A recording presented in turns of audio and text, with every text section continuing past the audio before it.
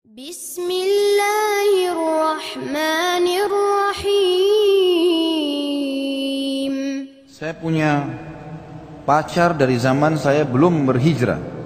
Sekarang saya sudah hijrah. Pacar saya pun juga sering dengar pengajian Anda. Saya sangat ingin menikah dengan dia, tapi orang tua saya tidak setuju dengan alasan jauh lokasinya. Padahal pacar saya ini sudah siap bercadar. Setelah menikah nanti sulit untuk saya meninggalkan dia. Mohon nasihatnya Ustaz. Tidak usah disebut masalah-masa lalu ya. Jadi saya sarankan teman-teman kalau bertanya, saya mau menikah dengan seorang wanita dan saya sudah merasa cocok dengan dia, tapi orang tua saya belum setuju. Udah selesai. Gak usah disebut aib. Itu kan aib ya. Saya pernah pacaran, saya begini dan dia juga ikut pengajian. Nanti kesannya nanti orang bisa paham salah nih. Jadi lebih baik tanya poin yang bisa menutupi aib kita. Karena menutupi aib kita, pelanggaran yang pernah kita lakukan dan aib saudara muslim itu adalah ibadah. Ibadah itu.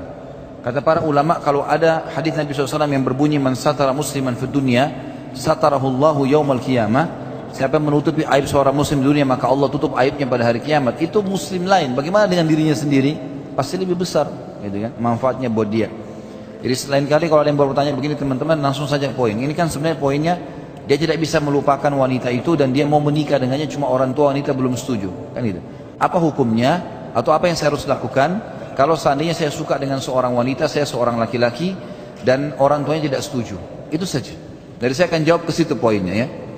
Tentu saja yang paling pertama, perbanyak istighfar dulu dari pelanggaran-pelanggaran agama yang lalu. Karena kita sudah tahu teman-teman, pacaran sebelum akad nikah, pacaran haram. Dan semuanya pacaran sebelum nikah tertuju kepada perzinahan. Sama dengan zina. Keluar berdua ke bioskop dingin-dingin, jalan malam-malam berdua gitu kan. Terus kemudian tidak terjadi apa-apa. Gimana caranya? Dengan wanginya, dengan cantiknya, dengan gagahnya. Yang lucu nih orang tuanya. Pamit ya om, ya silahkan. Silahkan apa? Silahkan zinai anak saya. Lah iya. Laki-laki datang terus jemput sama-sama. Pulang jam 12 malam, oh nggak apa-apa. Nggak apa-apa gimana? Nggak boleh, haram. Perbuatan mereka apa? Itu berarti bapak ibu juga tanggung gitu kan? Nggak boleh sama sekali, haram. Semua tujuannya ke zina. Maka istighfar dulu. Silakan pacaran sampai capek setelah nikah. Sampai capek. Hamil 2 kali 3 kali nggak apa-apa. Punya anak banyak, pahalanya banyak. Hah? Pacaran deh. Mau pegangan, mau ciuman, mau ke hotel, mau safar, fadhal silakan. Akad nikah, lamar baik-baik. Baik. Saran saya pertama, berbanyak istighfar. Mungkin ada dosa yang menghambat. Yang kedua, istikharah kepada Allah. Karena istikharah ini jalan pintas doa. Doanya sudah masyhur, ya Allah, Zat yang mengetahui yang gaib, yang juga mengetahui yang nyata dan yang gaib ya. Doanya itu Allahumma inni astakhiruka bi ilmika, ya Allah aku meminta petunjuk darimu dengan keluasan ilmumu, wa astaghfiruka bi qudratik, dan aku juga memohon dengan kemahakuasaanmu.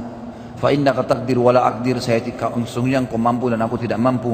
Wa ta'lam wa la alam, dan engkau mengetahui dan aku tidak mengetahui.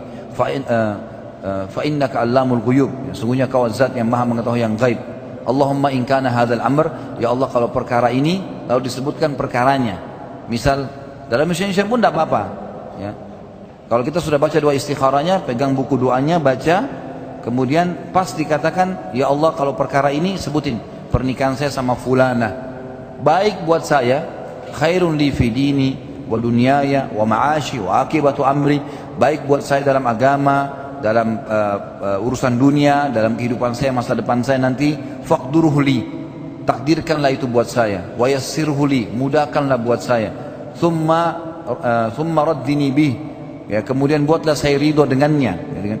Dan sebaliknya, Allahumma in kana hadzal amr, kalau seandainya perkara ini ya Allah, syarrun li fi dini wa dunyaya wa 'ashi wa akibatu amri, buruk bagi saya dalam kehidupan, di dalam agama saya, kehidupan saya, masa depan saya gitu kan, di harta saya, fasrifhu anni, maka alihkanlah ya itu perkara ini, orang ini pernikahan sama dia dari aku. Wasrifni anhu, dan alihkan saya dari dia. Tsumma qdur li khair haitsu kana waraddini bihi, dan tunjukkanlah bagi saya kebaikan dan buatlah saya ridho dengan itu. Doa istikharah mulia. Jadi yang kedua istikharah, minta kepada Allah petunjuk. Kalau memang baik buat kita, Allah akan mudahkan. Tiba-tiba orang tuanya setuju, tiba-tiba ada jalan untuk itu, atau memang kalau buruk pasti ada saja penghalangnya, maka pekalah menangkap itu, gitu kan? Jadi ini perlu difahami. Yang kedua istikharah. Yang ketiga yang harus dilakukan tentunya adalah ikhtiar manusiawi. Cari sebab-sebab kenapa orang tuanya tidak setuju, lalu kemudian mulai kita perbaiki dari sebab-sebab itu.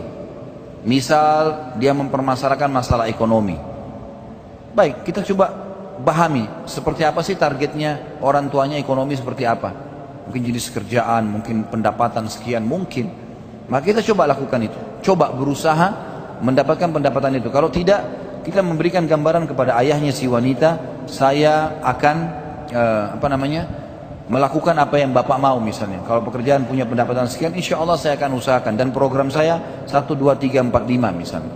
Contoh, kalau masalah tidak jelas karena keluarga misalnya, jelaskan, keluarga saya tinggal di sini, saya dari sini, keluarga ini juga baik-baik, mungkin ada keluarga kita yang bisa kita andalkan, baik, terkenal, ini keluarga saya juga, dan seterusnya kita bahasakan. Insya Allah kalau dimulai, tapi ingat ya, yang pertama tadi istighfar dan perbanyak doa, istighfar kepada Allah dari dosa-dosa, dan istikharah artinya berdoa kepada Allah. Lalu kemudian ikhtiar yang ketiga manusiawi, pergi ikhtiar, ditolak pertama masih bisa datang kedua kali, nggak masalah, bukan aib. Sampai 2, 3 kali kita, selama wanita itu masih belum dinikahi oleh orang lain, maka tidak ada masalah kita memintanya. Mungkin kita menggunakan retorika yang lain pada saat yang kedua kali datang, mengajak orang yang ketiga yang mungkin bisa didengar oleh calon mertua dan seterusnya. Insya Allah mudah-mudahan dengan cara ini akan ada petunjuk ya. Kalau juga sudah semua dilakukan tetap tidak bisa seperti itu, tidak baik. Minta sama Allah ya, agar Allah SWT berikan yang terbaik insya Allah.